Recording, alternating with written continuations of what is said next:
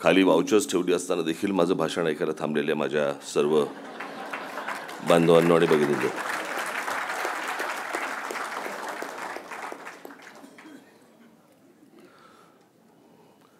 मी सर्वप्रथम आपली सर्वांची दिलगिरी व्यक्त करतो की मला यायला पाऊण तास उशीर झाला. याचं कारण मी युनिव्हर्सिटी सर्कलच्या इकडे ट्रॅफिकमध्ये अडकलो होतो. मला एका गोष्टीचं फार नवल वाटतं, मी हातामध्ये काही द्यायचं नाही पण अपेक्षा माझ्याकडनं ठेवायच्या.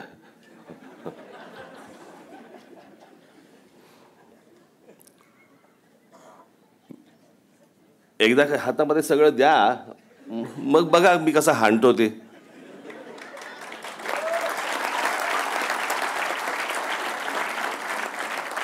असं पण आज काही हे राजकीय व्यासपीठ नाही. बॅडमिंटन या एका खेळासाठी म्हणून ज्याच्यावरती माझं नितांत प्रेम आहे. मी जवळपास 15-20 वर्ष मी बॅडमिंटन खेळलो.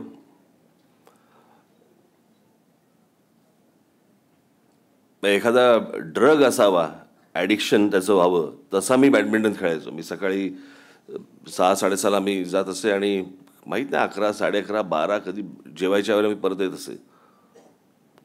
पण ते बॅडमिंटन थांबलं माझं आणि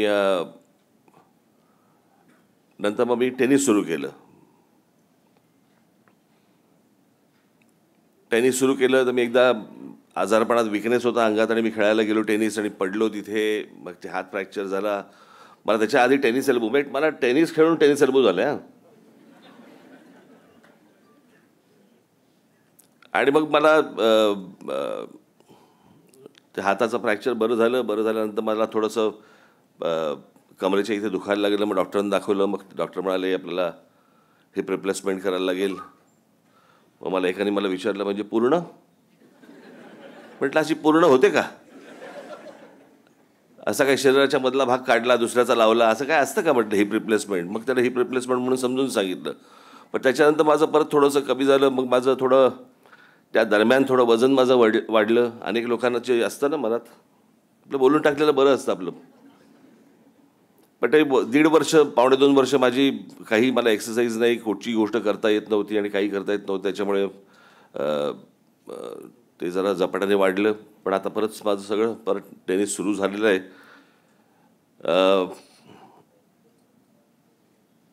मला कल्पना नाही मी बॅडमिंटनसाठी पुण्यामध्ये मी काय करू शकतो. मला असं वाटतं अनिरुद्ध आपण मला सांगावं, आपण ती गोष्ट निश्चित पुण्यासाठी करू.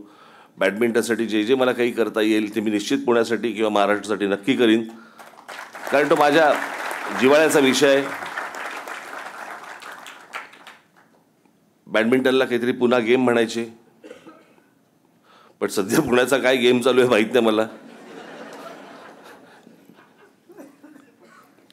आणि ज्यांचे गेम चालू आहेत त्यांना सांगून काही उपयोगाचं नाही,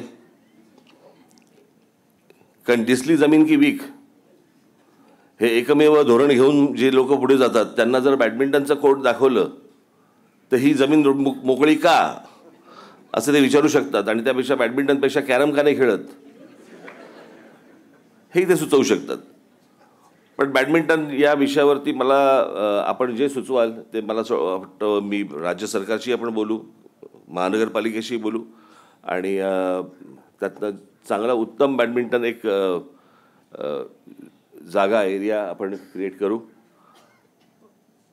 आज माझ्याकडे तसं मला जरी नातूजींनी जरी मला सांगितलं असलं की ज्यांचं भाषण ऐकल्यानंतर कोणाला काही पुढे नंतर बोलता येत नाही, खूप खरं तर मलाच आत्ता काही बोलता येण्यासारखं काही नाही आहे, कारण मी काही गोष्टी ठरवून असतो की कोणासमोर कुठच्या गोष्टी कुठच्या व्यासपीठावरनं बोलाव्यात.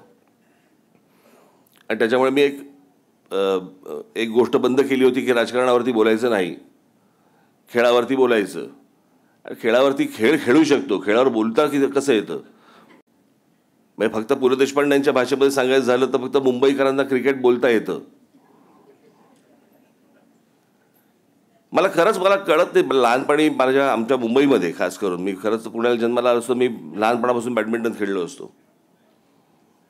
पण आमच्याकडे काय त्या मुंबईमध्ये त्या क्रिकेट क्रिकेट क्रिकेट क्रिकेट एवढं ते क्रिकेटचं आहे. म्हणजे मी जिथे शिवाजी पार्कला राहतो, मी आत्ता 6-7 वर्षापूर्वी मी टेनिस सुरू केलं, पण मी ज्या शिवाजी पार्कला राहतो त्याच्या एका लेनवरती 5 टेनिस कोर्ट्स आहेत.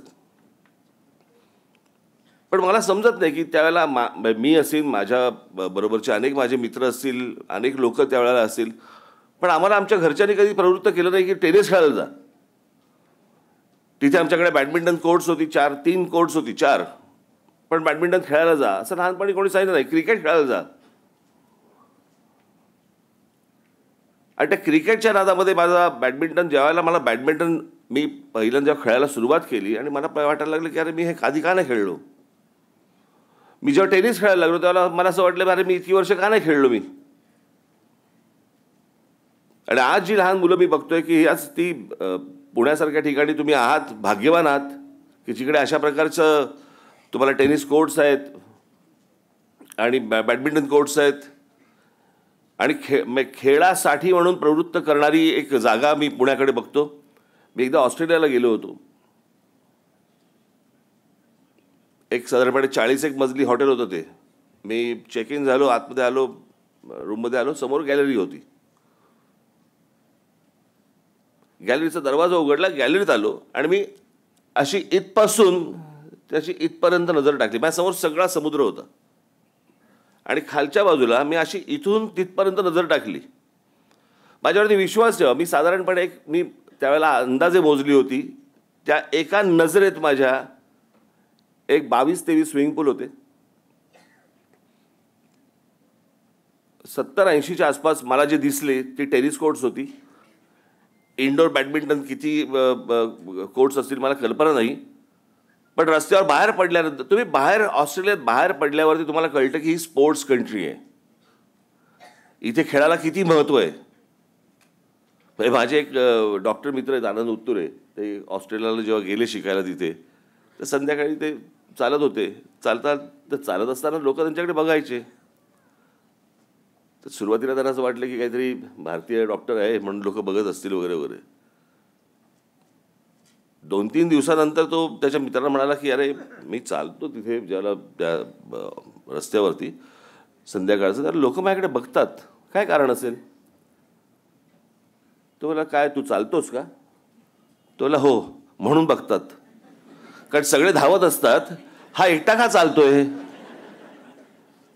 तर त्याच्यामुळे आपल्याकडे ती गोष्टच नाही आहे. पण आता मला असं वाटतं बऱ्याच ठिकाणी, आता मुंबईसारख्या ठिकाणी, पुण्यासारख्या ठिकाणी तर पुण्याला होतंच, पण अनेक महाराष्ट्र शहरामध्ये खेळाला खूप महत्त्व येतं आहे. ते येत जावं. आज ही सगळे अगदी तरुण जे सगळे आहेत, मुलं जी आहेत, भविष्यात उत्तम बॅडमिंटनपटू तुम्ही बना. तुम्हाला चांगलं बॅडमिंटनपटू बनता आलं तर तुम्हाला आहेच, पण नाही झालं तर दीपिका पदुकोणकडे पण पहा की बॅडमिंटन खेळून पण पुढे काय काय करता येतं ते. तर त्याच्यामुळे संधी बॅडमिंटनमधनं खूप आहे. तर ही लक्षात ठेवा, बॅडमिंटनमध्ये तुम्हाला उत्तमोत्तम यश मिळो एवढीच फक्त मी एक अपेक्षा बाळगतो. जे कोचेस आहेत त्यांनाही मनपूर्वक मी शुभेच्छा देतो. आणि एकबोटेजी, मी आज रात्री मी थांबणार आहे, जागा राहणार आहे. कोणाचा फोन येतो याची वाट बघायला.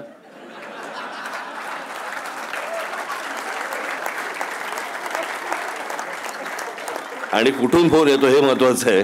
त्याच्यामुळे मी आज रात्र माझं जागण्यात जाईल. तर पुढे जर काही घडलं तर निश्चित संस्थेला येऊन मी भेट देईन. धन्यवाद. जय हिंद, जय महाराष्ट्र.